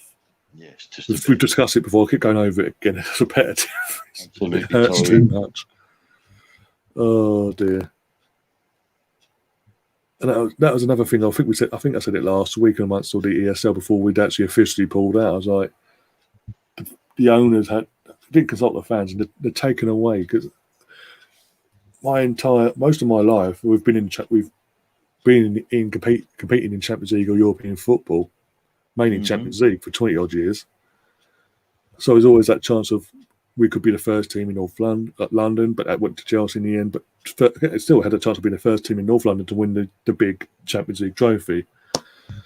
And they were willing to take that away from us just for a few extra bucks, just for being in the fucking thing for 23 years, 23 or 24-year deal they had.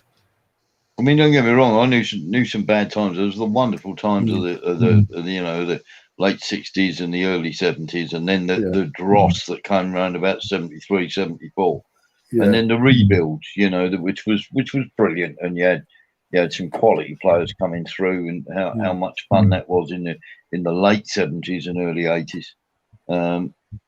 But you know, you just sort of like, and then of course you had Bruce Rioch era, and then you had what everybody really loved thing coming through as well, and then it sort of goes in cycles, doesn't it? But you can't see it going in a good cycle with Kroenke at any time.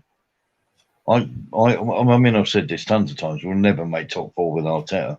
We're never going to win anything. We're never going to win anything or do anything spectacular, or we're never going to be where we want to be with Kroenke at the club. No chance. No. Oh, man. Fuck. I just had to fly out there. Bloody hell. Man City are playing a very deep line. And they're getting done out every time by Mbappe's pace here. Because PSG are getting the ball and going pop over the top to him. Yeah, absolutely. The minute they do their press, they just pop it in the gaps and say, go on then, run onto that. Mark saying, not taking anything away from Pep, but I would rather have Simeone or Klopp all day long. Exactly, yeah. You know what, I would as well, because you know what? They're both managers there, Klopp and Simeone. They cover all areas. They're not just attack. It's literally, you know what? You're going to defend as one as well. And then sometimes you will have to sit back and suck up the pressure against certain teams, this, that, and the other. But you know what? You'll get results out of it. I mean, they are, but it does seem like they've got a bottle of La Liga all of a sudden. And since Madrid derby, they've sort of gone in terms of form. Yeah. But you still get performances out of them. They still keep fighting till the end. I swear, if Barcelona win La Liga, I'll be fucking. Oh, I don't know what to do, because then for a team to dominate La Liga as all season and to throw it away in the last month or month and a half, I don't know. But yeah. Winners do, though, isn't it? You know, winners don't bottle it. But Tabe's saying, I hope Arteta will get sacked soon. Well, I think we agree, but at the same time, it depends on the ownership. Who owns the club at the time? And this is the thing, and that's another pressure. We haven't touched on it really, is that if at some point during the summer to take over goes through, you've then got Brownie piss off. Oh, Brownie's superb, isn't he? I love Brownie. Because he's sort of like, he's the most, how can I put it? For us, to be honest, I don't know why a Swansea supporter would be giving us that much stick. Oh, you just broke the bear now. But who's that gone off? Cancelo's gone off for Zinchenko. Okay. But yeah, he's now, and as I was saying, Arteta will be working under a new owner that never hired him, and possibly doesn't want him. So there's pressures. He'll probably get given a chance to start the first few games of the season or whatever. See how we go. Depending on what their mindset is. And if he doesn't kick on, he could be gone by the end of September, early October. You know what? I will happily applaud Daniel for that because it shows a mentality that we haven't seen for a long time. Oh dear! Don't worry, I'm not biting today. No bait is happening today. Oh dear! And Tribe also says about Bruce Brioche. I'm assuming you're on about Bruce Rioch. Yeah, Brioche. Brioche. Oh dear.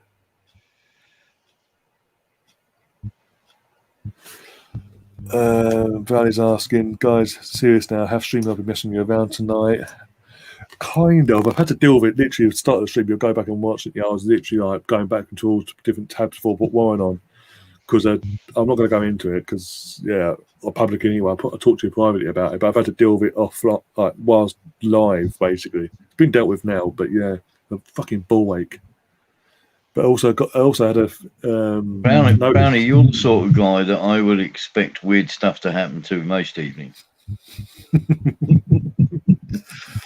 Oh, dear, Cheddar's brilliant comeback. This is the Liverpool fan. He's sticking up for us here. Big up yourself, Cheddar. Says, I think Vincent Tan is doing a fantastic job. Discuss. Yeah, I heard Vincent talk about changing the kit again to pink next season. Pink and yellow. I've got to say there, Ryan, I think Cheddar's is being a bit of a tiger. I was thinking more dragon.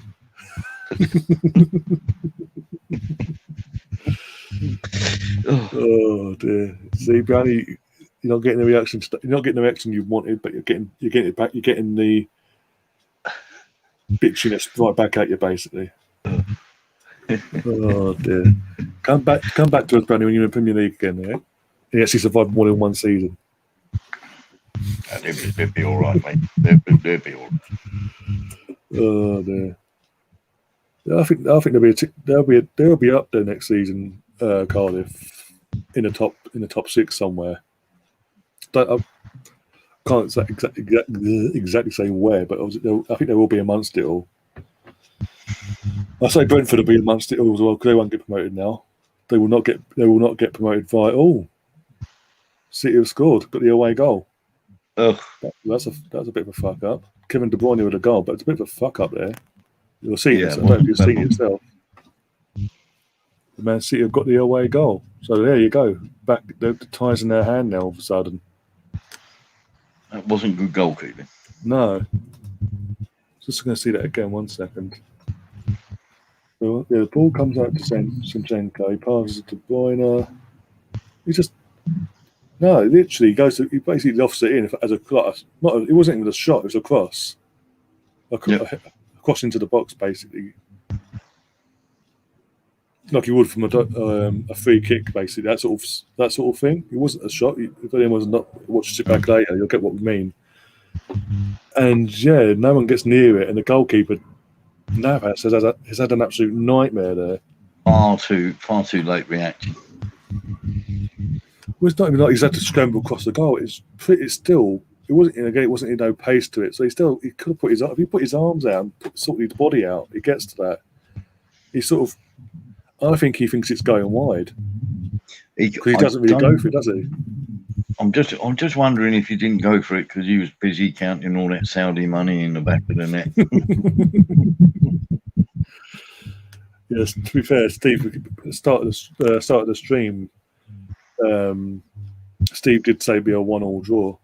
So fair play to him if it does. No, you know what? Fair play to Man City though. After we just slagged him off for the last 20 minutes. It's time ain't over.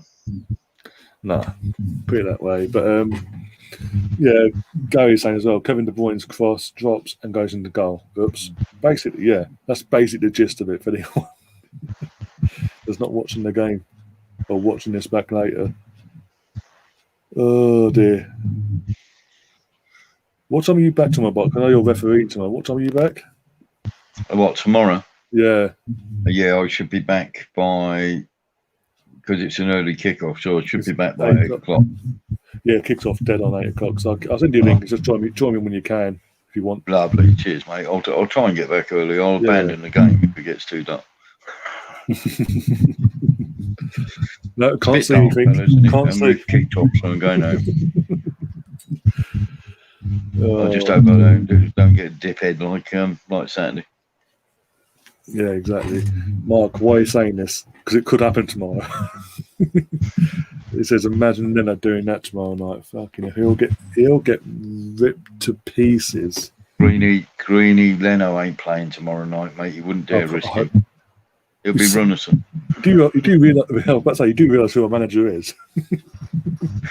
It'll be Runnison. Look, Matt Ryan will be left at home. PSG do have mistakes in them. They do, but then so do Man City as well. So I'll say Man City have more mistakes in them. But yeah, Man City ain't done much. Could end up 3-3 next time. You know. Imagine that. Wouldn't surprise me, to be honest. Because I want Ryan in goal. Thank you. I'll do my best. I want Ryan in goal as well. Don't want either of them two clowns anywhere near it. They ban circuses, haven't they? They should open the circuses again so that those two can do something. Mark is saying I would start Matty Ryan in goal after Leno's Howden and Fowler. I would as well, but I'm not. But this is Mikel Arteta we're talking about. Yep, you know that he'll play Leno.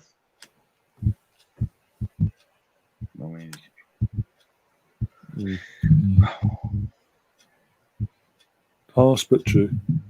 Oh, what the? I was just seeing Mbappe fly across my screen for no reason. The game's continuing. He's now limping. Yay! Oh my days! I do think there'll be another goal on this, by the way. Yeah, I do too. Yeah, I can't see it ending that. I wouldn't be surprised if it ends up 2-2.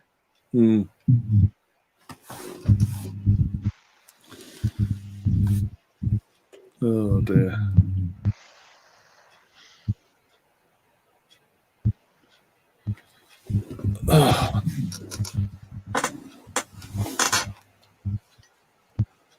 Brownie's gone out of the chat. Yeah, disappeared. Yeah, I wonder why. He's probably dyeing his shirt blue.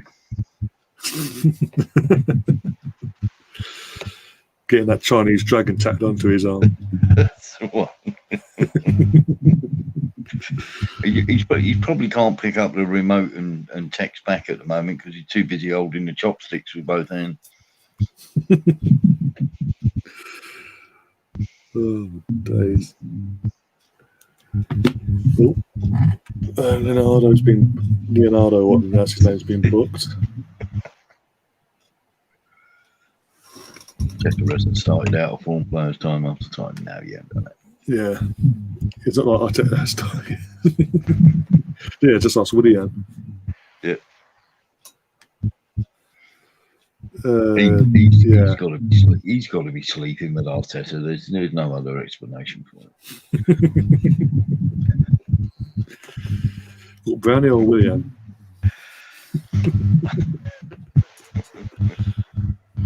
Oh, the days. Charlie was saying 2 more goals for his prediction for PSG. He's saying he thinks it'll be 3-1.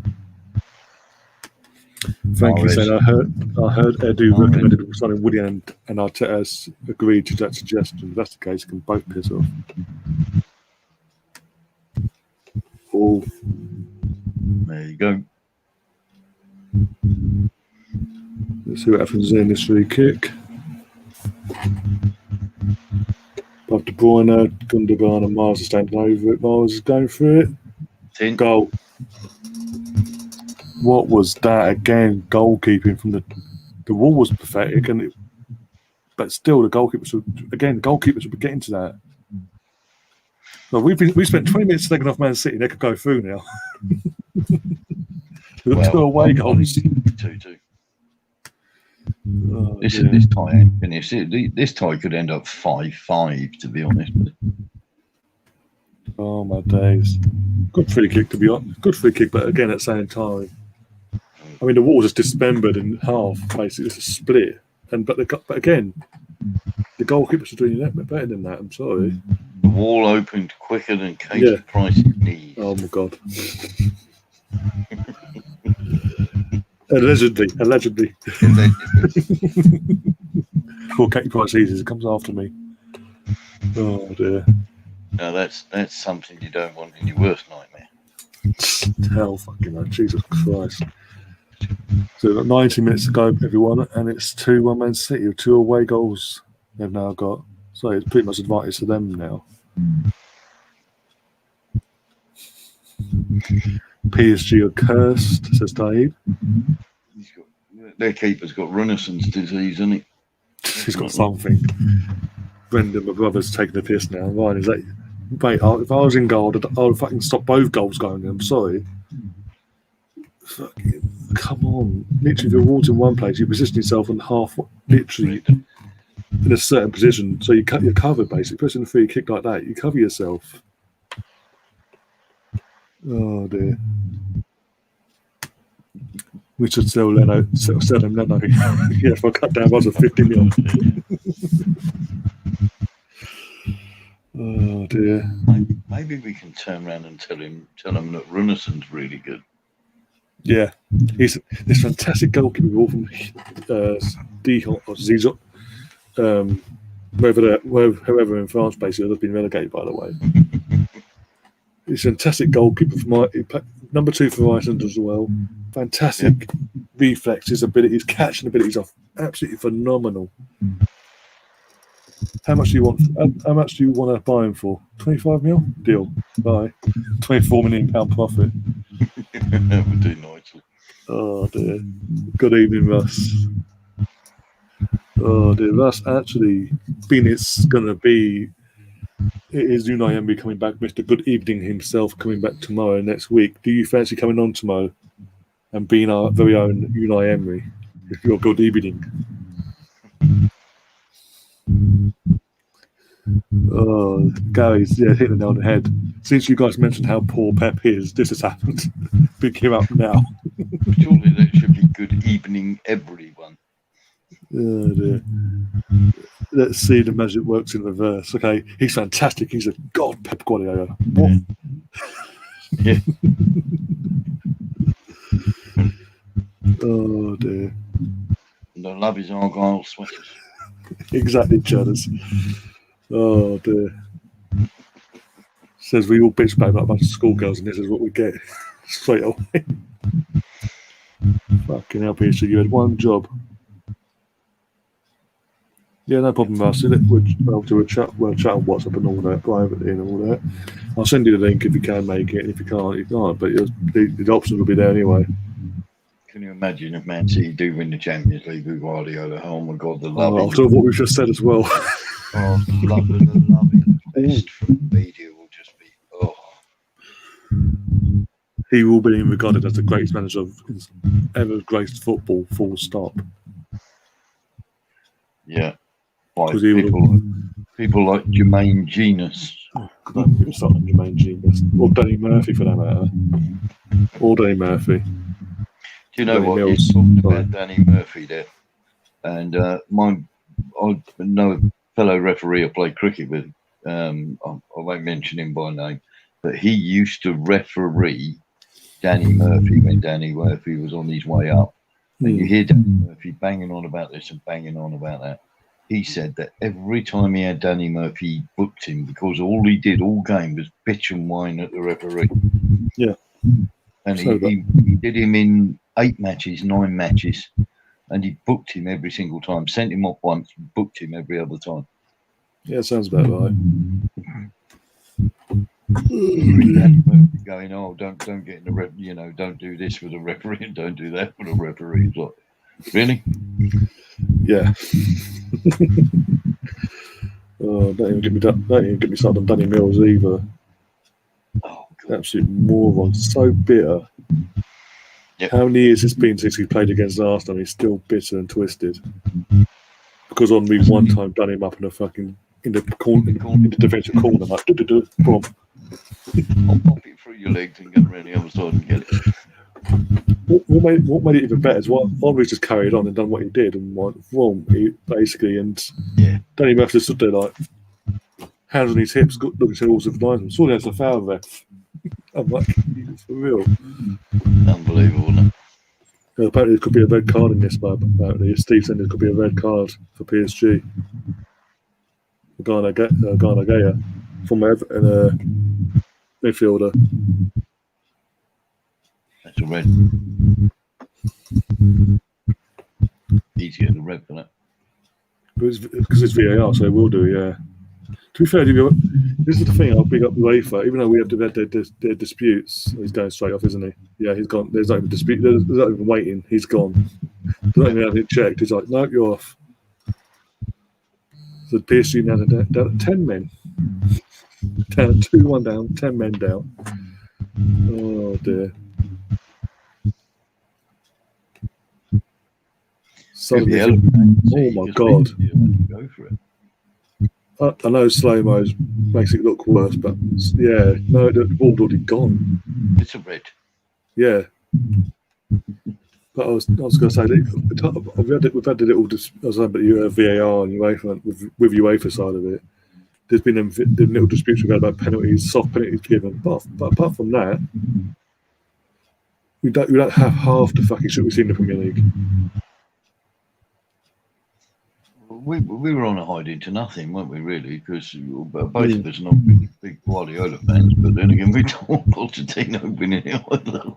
Yeah, no, was it John in the chat who said, Poch for the sack?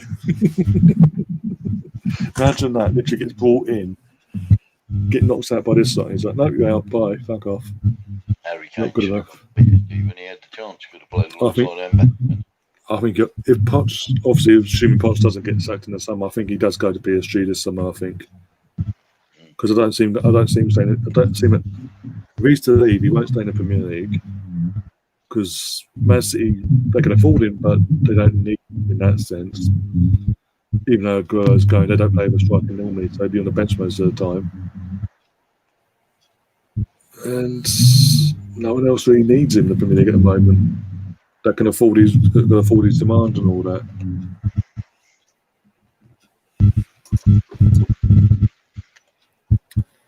Poch failed to win league and the Champions League. To be fair, was it a 3-point gap between them and Lille in the League On? So it's not fully over yet. They could still turn that around. I doubt it, but still. You've got to give him time to get all that Tottenham out of his system. They say in the chat, it's not about getting the ball, mate. It's about how you tackle. Gary says in the chat, Ryan and Warren, see what you did. Now Pep will try and get 2 more goals. Note to self, no bashing Pep. He still failed. As it stands. Yep. And obviously, if he wins it, then we take it back and own up as men that we were wrong. No. He still took him 6 years to win it. Yeah, it still took him 6 years to get to it, but still. Yeah, failed. He needs to have won it 3 times, Gary. 3 times for that amount of money. Yeah, I mean, especially as I said, last year was in my opinion, was the best opportunity, the easiest opportunity he would have given to him. And he sold Leroy Sané. I would never have done that. I really like to a Champions League rival as well. A team you're trying to overcome to win this competition. And you just say, yeah, I'll strengthen you. There you go. You could be right there, Green. Chelsea could well beat him in the final.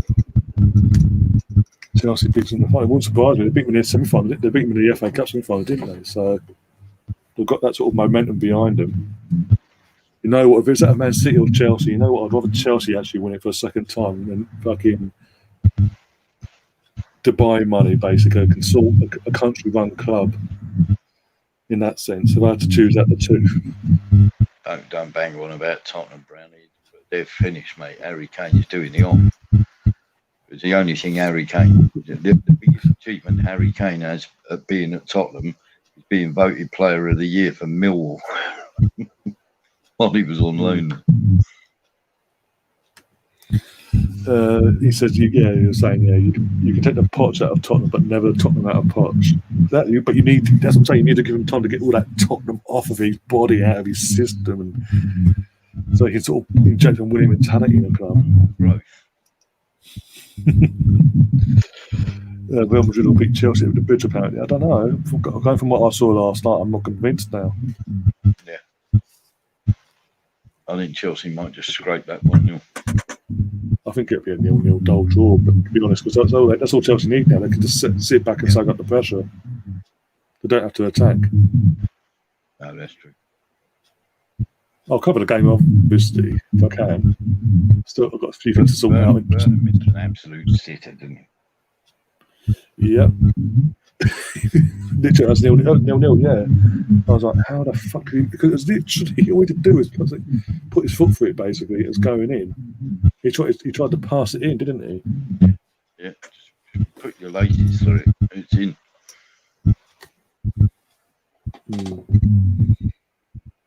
Oh, Andrew Herrera's just come on. Oh, days.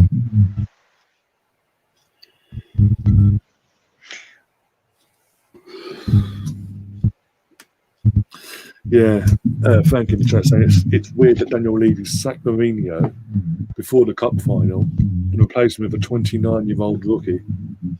Yeah, this seemed a bit weird. Let's face it, they were all banging on about Mourinho's negative tactics. Well, did you see a different Tottenham out there under Ryan Mason? I really think it was worse. I really think the tactics Ryan went out with were worse. I really think. Yeah, they were. I mean, in my opinion, he should have started Bell, in my opinion, instead of Luke Moyer, and gone hell for leather, basically. Go toe for toe.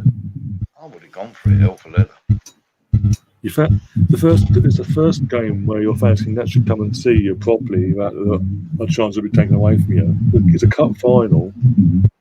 Just go for it. Yeah, what's the worst? The worst can happen. You could have a Watford situation back from a couple of years ago, where you get absolutely destroyed, or you could pull off a miracle and win it. Kane's going to Millwall, mate, because that's the place where he is. Going back to that place, bloody hell! Wasn't he on loan there at one point? Yeah, he was. Yeah, he won Player of the Year there. That's the only thing he's ever won. Oh, here we go. Mbappe, go on, Mbappe. That's crap passing. So where does Kane go in the summer? He can't say it. I don't think he. I don't know if you've seen Steve, the Arsenal mystery. He did an interview for Sky Sports today, and basically it's a read between the lines. It's a come and get me plea to the other clubs. I think you'll go with Poch. Yeah, I do think so. It was guaranteed league titles in the domestic cups and all this. He's guaranteed trophies straight away in that sense, and he's Champions League football guaranteed. You should remember that, Brownie. Him going on loan to Norwich. You should remember that.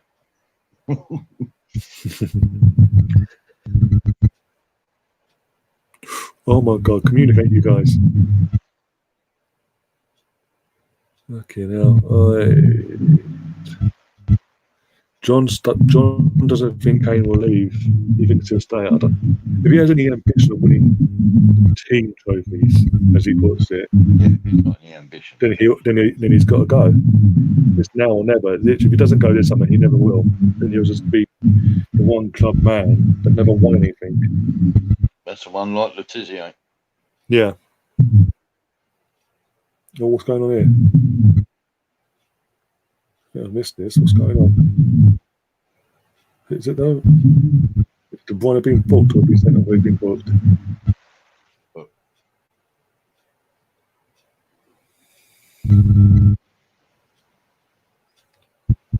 Let's have a look at it now. Was it? Oh, that was late. Oh, that was late. Are they VAR? Are they VAR in this? That's one of them 50-50. Yeah. Are they checking VAR to make sure it's the definite red?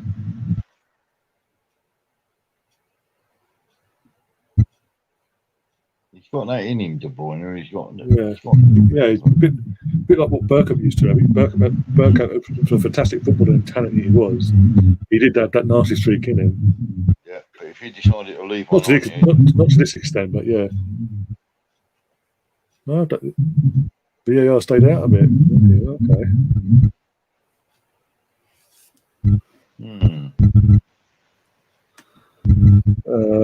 Mark said, I don't think Levy sacked him. He hasn't got the final say. He says hasn't signed the final say, has he? Yeah, that's the thing. Well, I think he does. Daniel Levy, he's like the mouthpiece of the club, basically. Yeah. Yeah, yeah. The hiring and firing goes through him. City had a chance to bury that.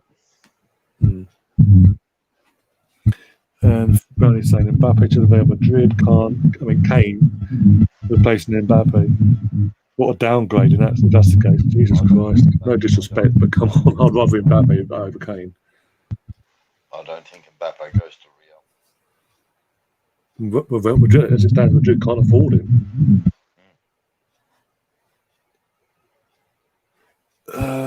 Frankie says, I think Kane and Son both had their best season under Mourinho, but defensively, Spurs were poor, unable to hold on to leads. As everyone knows, I covered the Spurs versus West Ham London derby in the season. It was 3-3. I said it all. Davison Sanchez, he's their David Luiz. He's Rob Holding in a white shirt, basically. Oh, God.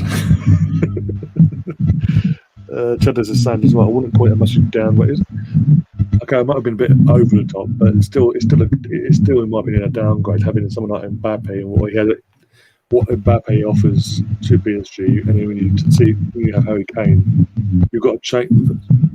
It's a completely different setup, basically. And then the attack goes, and the attack will be completely different without Mbappe's pace and Harry Kane replaced him. That'd be like, okay. They changed the whole style for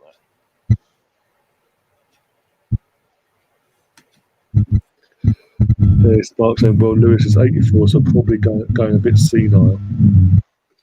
He's been there for fucking. Since Sugar, wasn't it? Was it Alan Sugar that gave his shares over and gave Lewis the full majority and all that, full ownership? So he's been there for fucking yonks. I always remember that. Do you remember when? Oh, that was absolutely brilliant when Klinsmann did the off and Sugar threw his toys out the pram. That was brilliant. Oh, dear. I still every time he mentions Emmanuel Petit, so I always have a smile on my face. Brought him in as trying to sign him up. He's like, "Oh, I'm off now. I'm going to meet a friend and all that." Okay, I'll get you a taxi. Got me the taxi. What did you go? Down to Highbury, please. And became an Arsenal legend, so to speak. I want a double. Oh, dear. Got 4 more minutes injury time. Okay. Also, Petit. I mean, you can tell he's got older, but he's aged well actually. Petit. After the grey hairs have come in, but yeah, he's still got his hair, the locks, so to say, the ponytail. Yeah. Frankie could have that pretty spot on there. In the chat, he could be absolutely right there. I think Man City would pay. Well, this is the thing with everything that's going on. You can't force the player to stay because otherwise he'll just down tools next season and not really bother with anything. Like, well, I don't want to be here, basically. It would be a bit similar to when Sanchez, the last few months of Sanchez's time at Arsenal. You could tell he didn't want to be at Arsenal anymore. He wanted that move to Manchester. About 18 months at Man United. Yeah. He's improved a bit into Milan, but not massively. Once a player downs tools, I don't really ever see him the same again. You know, because things go bad for him at another club. He could do it again. For me, I wouldn't, if I was a manager with a lot of money, I wouldn't buy a player who down tools at another club. No. I'd buy the player who wanted to play and was still trying his arse out. Exactly. It's asking for trouble keeping someone like that on board. Yeah. I mean, I'm not being funny. If you say you had 100 million now, you buy Pogba? I sure as hell would. Yeah, exactly. You know, if you turned around and said, "Oh, Pogba wants to come to Arsenal for 25 million a year," I'd be like, "No, thank you."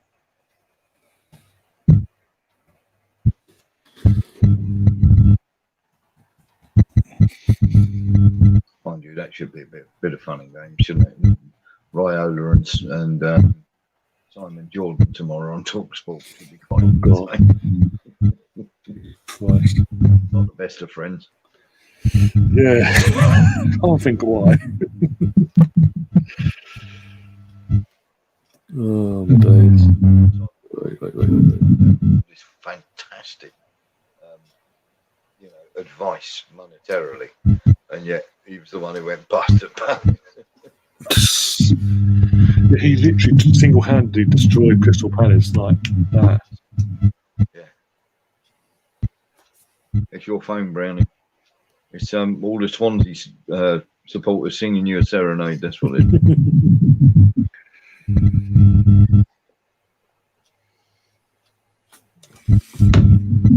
They're singing that for you. Brownie. Yeah, 100% your phone. No one else. No one else is complaining to go away. They're all singing Tiger Feet for you, mate.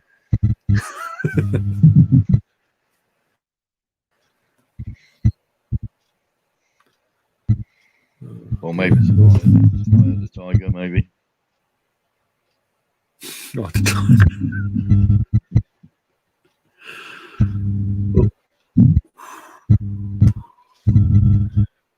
Frankie's asking, will Uber find his form? He seems to be out of sorts this season. Some claim Arteta has changed the way Uber is being used. I think it's out. Orba couldn't find his arse with both hands, to be honest. I'd much rather Lacazette played. Yeah, exactly. Lacazette works in the system, so that's what I want. It works well when Iheanacho plays and Lacazette is ahead of him. Yeah, definitely. I mean, it's full time now. The whistle's gone. Man City have got a 2-1 lead going into the second and 2 away goals. Yep. Not PSG, over. It's not over, but PSG were 1-0 up, and until we started slagging them off, everything was going PSG's way. Then we slagged off Pep Guardiola, and that was it. Things changed. We're sort of having to get on your channel tomorrow, mate, and big up how big a genius Guardiola is, because he's such a great manager. He's an absolute masterclass. Absolute leg end. Oh dear. Ryan, it's been fun, mate, but I've got to shoot. Yeah, no worries. I'm going to go on the back things up as well. Warren, where can we find you, Warren? You can find me, as per usual, on Facebook, or you can find me on Twitter, thorn in their side, espousing all sorts of ridiculous stuff, because it is Twitter and it's just a bear pit. And if you are out there, guys, and watching, smash the likes up, because it's such a worthy channel. And thank you very much for having me on, buddy, and I will catch you tomorrow. Yeah. And hopefully with a bit of luck, I'll finish the game nice and early. I'll abandon it for fog or something. Too much rain coming down. Go away. That's the one. Okay. Waterlogged pitch. Yeah, I mean, guys, if you're new to the channel, you've liked what we've done, you've liked this stream tonight, you like these sort of watch-alongs along with the Arsenal stuff that we do smash the subscribe button, do hit the like button, and do share the content around. But as everyone just said, we were back tomorrow, 7:30, half an hour before kickoff, going through the teams, myself, Melvin, and everyone else that comes along, they'll be with us. And hopefully Arsenal turn up. Hopefully, and we can get an away goal. Do a Man City or Chelsea, get the away goal, get a good result away from home, and put the tie in our hands, so to speak. To everyone in the chat, thanks for making it a great evening. Yeah, big up everyone in the chat. Cheddars, Brownie. Also say Crouch Tiger, Hidden Dragon, Nafi, Frankie, Gary, Thus. Every single and all the others as well. And yeah, we'll see you tomorrow. And as always, up the Arsenal. Come on, you Gunners.